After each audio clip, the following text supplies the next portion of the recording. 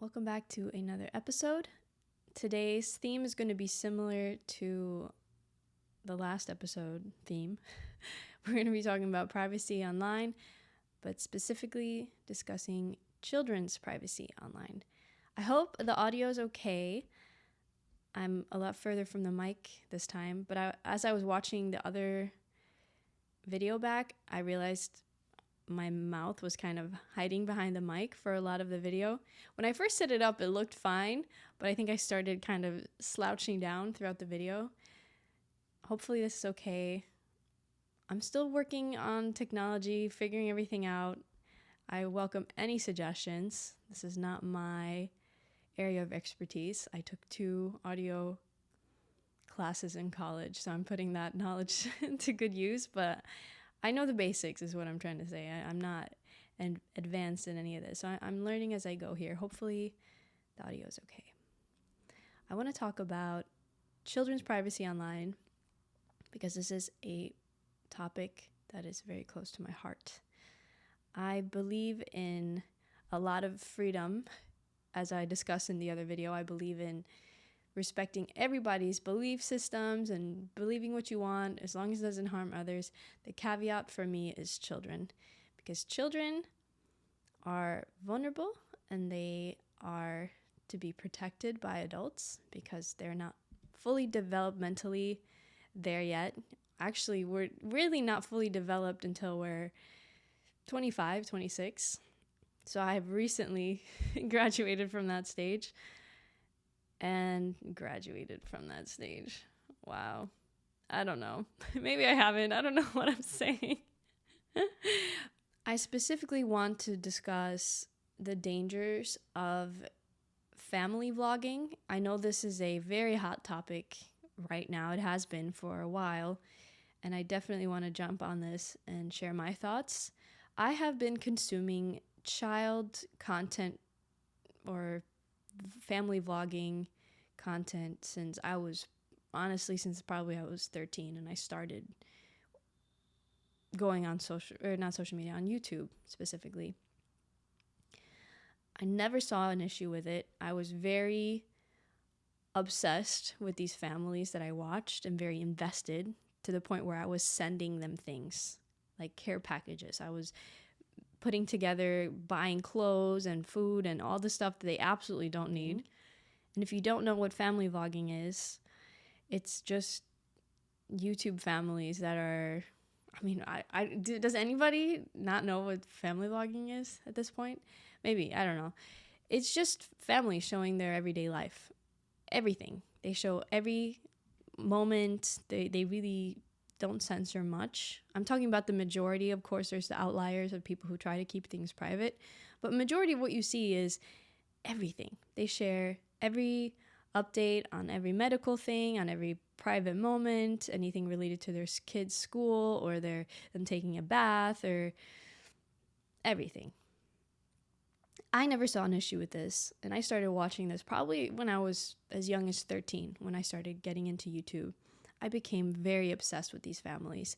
I knew everything about them. I could tell you all the children's names, and I could tell you all their information, which saying this out loud is very creepy, but it is very normal for the people who consume this content. And I don't think it's really spoken about a lot, because I think if people said it out loud, they'd realize how embarrassing it is to know all this information and how terrible it is that these families are putting out all this content about their children who have no say, who don't understand what's going on.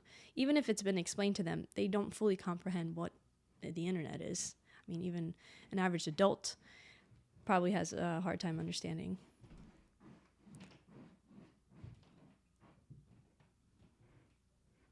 The mice in the attic are at it.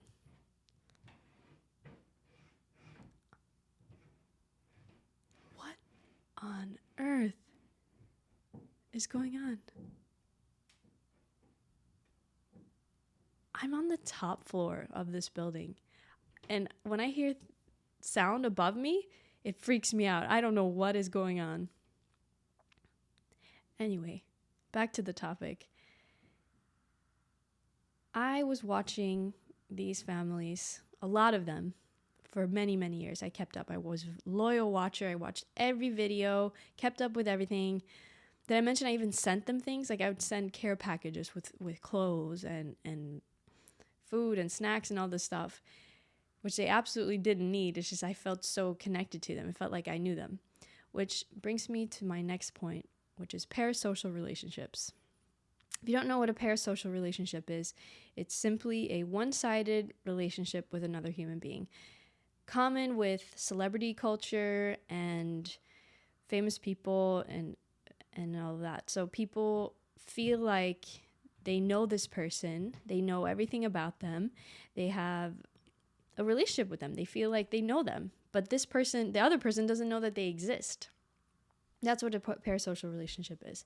And there's a lot of dangers with that, especially if you become very obsessed and you start to think that they actually know you and that you have a personal relationship with them. It can become very creepy and scary. I never understood the dangers of this. I never saw a problem with sharing this content. I loved it. Anyone who knows me knows that I love babies. I love kids. I just love watching them. I think that's a pretty innate thing when it comes to women. Women just love, knowing about a new pregnancy. They want to know about a new baby being born and what's the name and what's the gender. Women love this stuff. Generally, I'm not saying that men don't, but I think it's pretty, generally women just love that stuff. And I was and am no exception to that. But as I've started consuming more content, I know now that content, meaning people are actually starting to discuss this and talk about the dangers of it, I'm realizing how problematic it is. Someone who really changed my perspective was the Dad Challenge podcast. I think he's probably the loudest voice on social media. I know he's controversial and I don't agree with everything he says, but what the main point that he makes on his channel, I'm 100% on board with. I saw one of his videos and he's hilarious. I love watching his video because he's funny, but I remember watching it thinking, this is so funny, but at the same time, I'm like, oh my God, he's right. Why was I watching all this? And that was really past the point of me really still consuming this content, but that made me realize how bad it is. And why do I say it's bad? Well, because when I was consuming this content, I wanted to be a teen mom. Like I got to the point where I was influenced by these young moms because a lot of them were teen moms and they're showing their day in the life and look at what it's like to be a mom and I get to buy all these clothes and they show all the glamour of it and they present it in a way that influences you, right? You go, oh, I want to do that. So that's kind of the mindset that I started having at a very young age. And that's problematic. We don't want our 12, 13, 14-year-olds thinking that, oh yeah, this is a good idea. I should do this. And I think there's way more information about this out there. I don't even really want to get into it. But I know that it was influenced by shows like Teen Mom, I think it was called. I never watched those shows, but I know there's a lot of TV shows that a lot of these young teen moms probably couldn't get on the show for whatever reason, so they started their own YouTube and were able to monetize their own journey that way. I'm glancing down at my notes as usual because I wrote up some things that I want to talk about. Of course, there's many reasons why I think it is terrible that children are the main content of these channels, but the main one is that children can't consent. They cannot give consent. They are not capable of understanding what it is that they are consenting to. I think about myself. There's so many sounds going on, and I'm like, what? I don't know how much is being picked up by the mic. I hope it's not distracting as it is for me.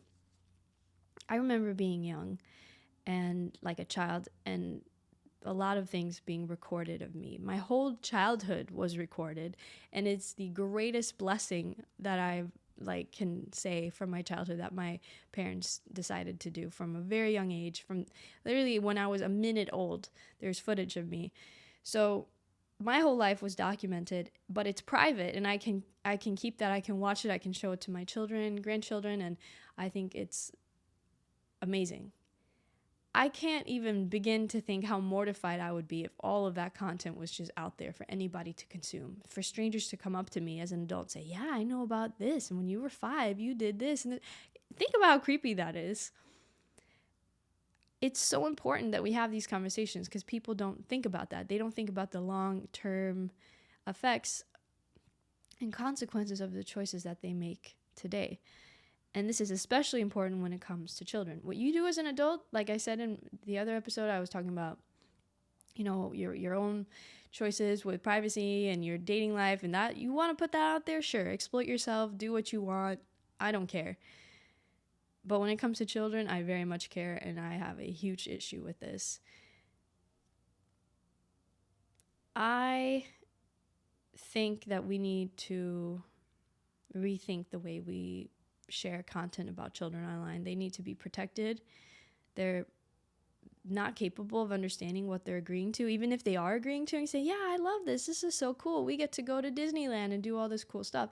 They don't really understand how it's going to affect their future and how it's leaving a digital footprint for them. Maybe they become YouTubers. Maybe they get into this world themselves and it works out, but that's not the case for every child. And we already have a lot of these children who've become adults and have started speaking out against the life that they grew up in. So we already know it's problematic. I remember, I was hesitant to share this, but maybe I'm thinking it's important for the context of this video. I remember things being recorded of me as a child, things that we did. I don't want to get more specific than that because I know people can find anything now. It's probably going to get dug up at some point.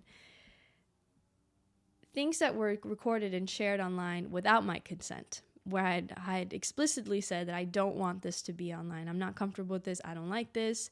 But it was shared publicly anyway. It wasn't shared on some unlisted, like, oh, this is just for family or whatever. This was shared publicly. And even though it didn't reach anybody, even though it's still out there, but it hasn't really reached anybody, it's still humiliating for me to think about that being out there. And now as an adult, it's less so because it's just like, okay, I was just a kid and we did this dumb thing. But that was just a couple things, a couple videos that are out there. I'm trying to imagine what it would feel like as a kid to have everything out there.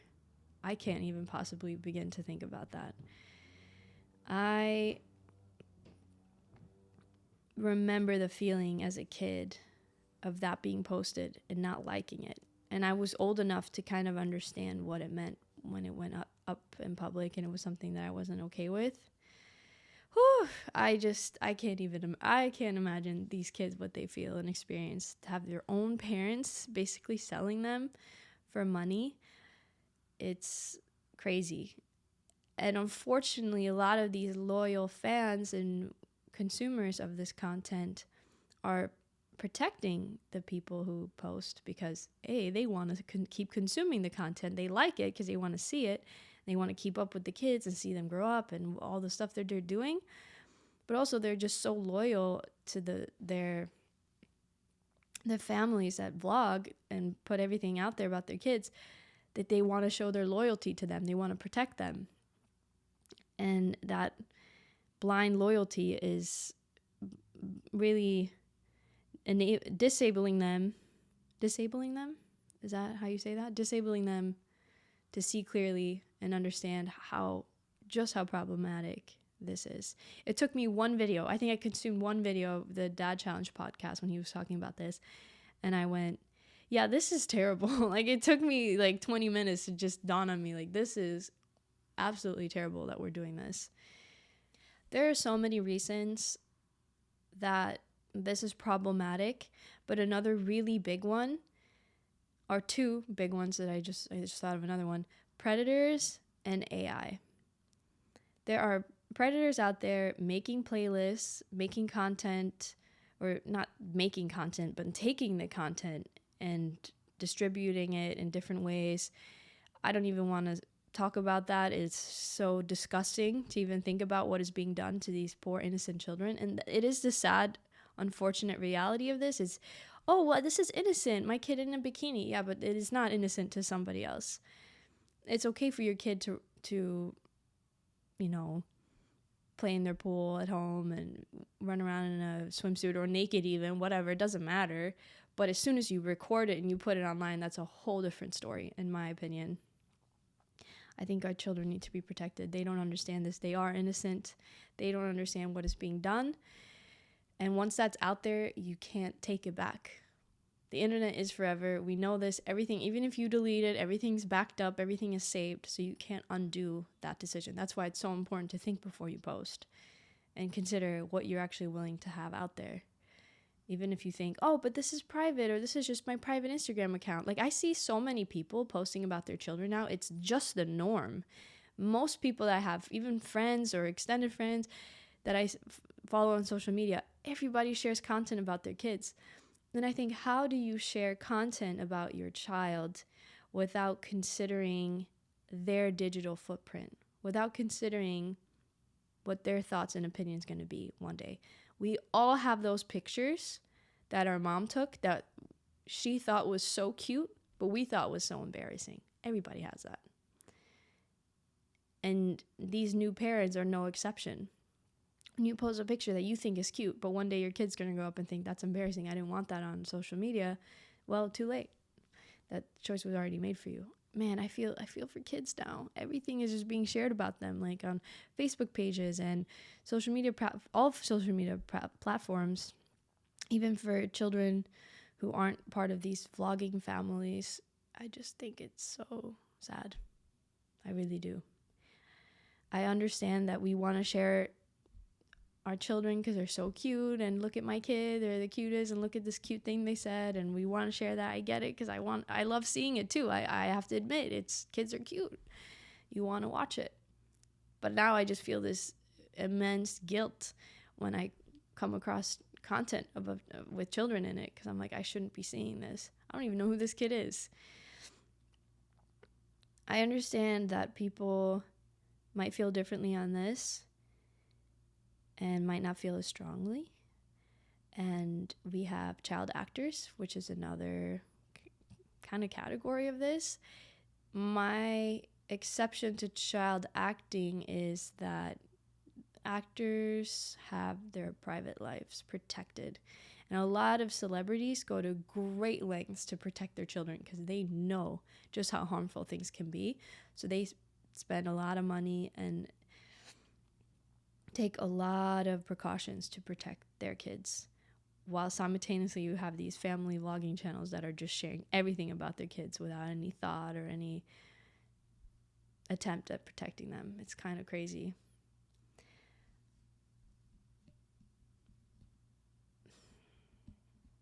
Children deserve to be protected because they don't really have a voice when it comes to this. They can grow up and say, I wish that wasn't done to me, but it's already too late. I understand that with child acting, there is a lot of issues with child acting. We know we have Jeanette McCurdy, who just came out with her book, I'm Glad My Mom Died. I think that's the title of it. It's horrible hearing her story and what she went through, what her mom put her through. There's so many stories of child actors who've grown up and spoken out about their experience, and it's terrible. And I agree, it's all terrible. That definitely needs to be considered as well. That how we go about these things is important, and protecting privacy is, in my opinion, one of our most valuable assets is our privacy. And we're so willing to just give it away. I think it's so crazy how we have no sense of wanting to keep things private anymore. Why does every picture have to be out there? Why does every update have to be out there? Why not keep things to yourself? You can always share it later, but once it's shared, you can't take it back. I hope this provided some insight to someone who's watching this who maybe hasn't even considered how consuming child content can be problematic. I hope this is a conversation that's going to continue so that we can implement more laws and protections of our children. And I hope people will start to reconsider how much they post of their child and what they post of their child. Even if you have an Instagram account with 300 followers, I think it's important to consider your kid and them as an individual that's going to grow up in this world, be part of the society. Oh, and I didn't talk about AI. I mentioned predators, but then I never really talked about AI. It just hit me. AI is scary, what is being done, how things are being transformed, and all you need is a little bit of your child's voice online, and someone can take that and reconstruct it and create a scary, we've seen these scary phone calls that are being made to parents, and it sounds like their child is kidnapped and they're asking for a bunch of money, all these different scams that they're able to use just by taking a little bit of your kid's voice or a picture of them. You can make a video of them talking. Ooh, I don't know. I'd be if I was a parent. I'm not a parent, but if I was a parent, I had a child, I can't even imagine posting anything. The way the world is going, the way things are going, I don't know how you can share anything of your child at this point, because it's just not worth the risk, in my opinion. Now I'm going to officially wrap up this video. I hope you enjoyed it. I hope it was insightful, and I hope you got something from it. And as always, I would love to continue this discussion. If you have anything to add or any thoughts or a perspective that I haven't considered, I would love to hear what your thoughts are.